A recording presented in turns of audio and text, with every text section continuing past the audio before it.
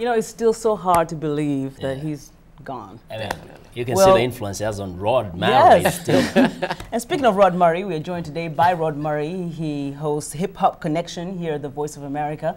So good to have you on the show. It's great to be here. I know you're going to give us some real insights. Now, I have a question to ask you. Suddenly we are hearing so many testimonies about how Michael Jackson personally affected and touched people's lives. Right. His record sales are now selling, so they're soaring. But he was really in musical oblivion for these past few years because of the scandals and the controversies. How do you explain that? Well, I mean, I guess here in the United States, we are very, I don't know, we're fickle when it comes to certain issues, and then we didn't really go by the music. And of course, we know in Europe and Asia, it didn't matter.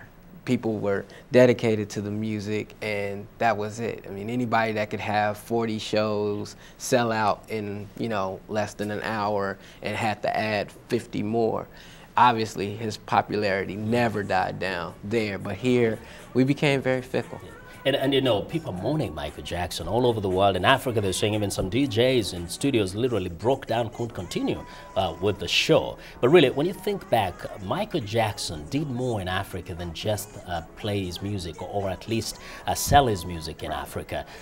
Do you think right now people are remembering his contribution to Africa through the We Are the World song? Definitely, for charity? definitely. That We Are the World project was so huge because it did center attention to Africa, and where people really weren't paying as much attention to the problem as they should have. And that project, I just saw the video yesterday, and I'm watching it, and I'm looking at how many people were involved in it, and not just in singing the song, but actually going to Africa and trying to help out as much as they possibly could. And from that, many artists, you know, from 1980s to 90s to, you know, the new millennium, are still going over to Africa to help out as much as they possibly can, and have created foundations. So a lot of artists got a jump start because of that We Are the World project. And you know, he's been described as one of the most phenomenal performers ever. Definitely. Just when you talk about his stage presence, Right. just his creativity and everything. Right. So what do you think is going to happen now to that type of music? Wow. That kind of genre. That's going to be interesting. Of course, we still have Janet, and Janet is definitely one of our best entertainers. But people are really going to have to step up their game, because if not, we have lost one of the great shows that you will ever see. He definitely coordinated the dancing, the music, the lights, the just the fireworks, all of that. He put it all together. Like a great, you know, performer. He produced. He's not just a singer. Exactly.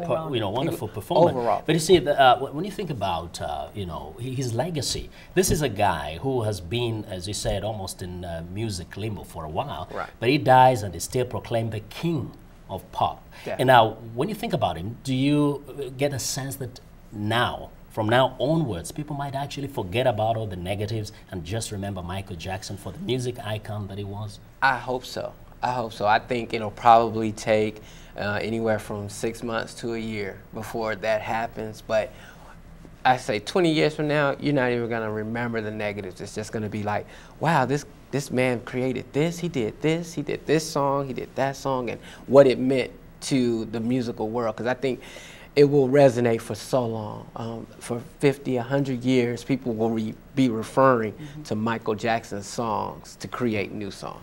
Now, on Hip Hop Connection, when you talk and hear from a lot of your listeners, what is it that they're expressing most about Michael Jackson, the legend? Just the fact that he was an overall performer, that he gave his all, and his music was prolific.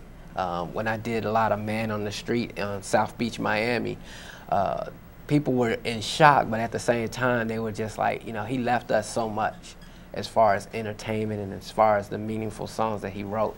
So people are really celebrating his life and his music. You see, Michael has been said to have influenced whole generations of singers and dancers. But really, when I listen to music over these years, I haven't had anything from anybody that you would say comes closer to what Michael Jackson music sounds like. How is his music? Is it indescribable? Is it something that is such an admixture of things that it's almost impossible for anybody to replicate? I would say it's going to be very hard to come close to the creativity, the people that he decided to work with, and the way he wrote his songs, and the heart that he put into it. I mean, where he just was in the studio trying to get everything just right, as close to perfect as he possibly could. He really worked with some great people, and it's not going to be very easy to find that mixture and put it together. Wow. Wow, well, he's gone, you know, and I just regret I never got to watch or attend any of his concerts. Did you? Me too. I never, and now we're running out of time. We really wanted Rod Murray to jump on this table and do a moonwalk.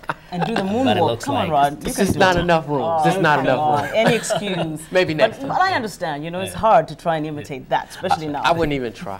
I wouldn't even Well, try. thank you so much. That's Rod Murray, VOA's host of Hip Hop Connection, joining us here on In Focus. And always remember, for more information on these stories and others, go to voanews.com.